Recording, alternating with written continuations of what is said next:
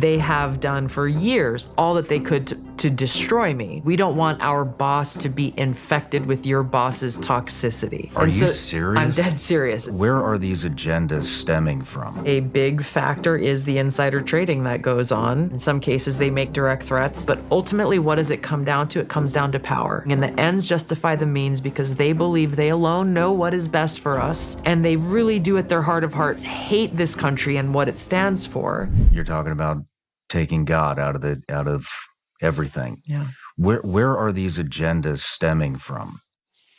At its core, it comes from people who ultimately want to be God. They want to be the ultimate master. They want to be the ultimate creator. They want to be the controller of all that they, survey. Mm-hmm. And so when you look at, for example, people who have faith in God, well, if you have faith in God, that means you are not going to be open to having faith in them or their power or the government. And so therefore, they view this as a competition, that they have to compete for our faith and our allegiance and our loyalty. And that if we believe in an authority and higher power that is more powerful than the government, then that takes away what they view as their oxygen. Wow. How many of these people are there?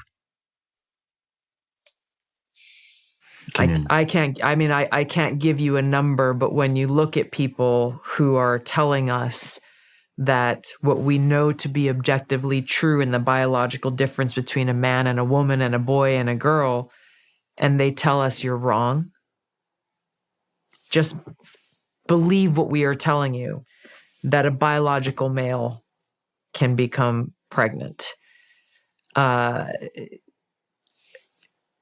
Whether they realize, there are definitely politicians out there who are just parroting the talking points because they're lazy and they're just trying to go along to get along and they're just trying to keep their job and they care more about keeping the job than actually speaking the truth. And it's what we talked about. You don't want to be ostracized in Washington. You don't want to be cast out. So we see them putting themselves in a position once again as the ultimate authority that can tell us what is true and what is false because they say it is so, that is more powerful and knows better than what our founders laid out for us in the Constitution.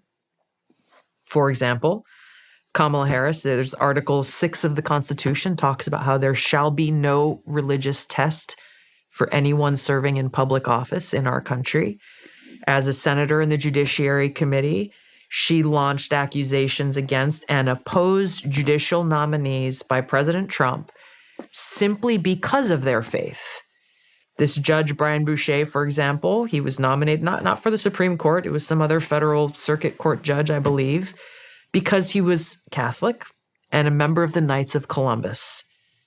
Kamala Harris and our senator from Hawaii, Mazie Hirono, were launching accusations at him for his faith and asking him, will you give up your membership in the Knights of Columbus if you are allowed to serve as a judge? Completely defying the Constitution. I could go, there's too many examples, but ultimately what does it come down to? It comes down to power.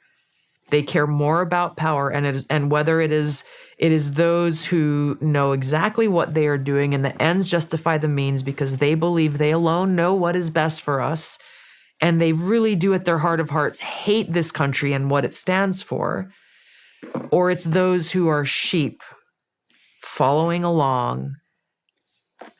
The end result is the same. Mm-hmm. Both groups of these people are people who swore an oath to the Constitution like you and I did, and who are defying and breaking that promise in the oath that they swore and the promise that they made to those who voted for them to serve in office.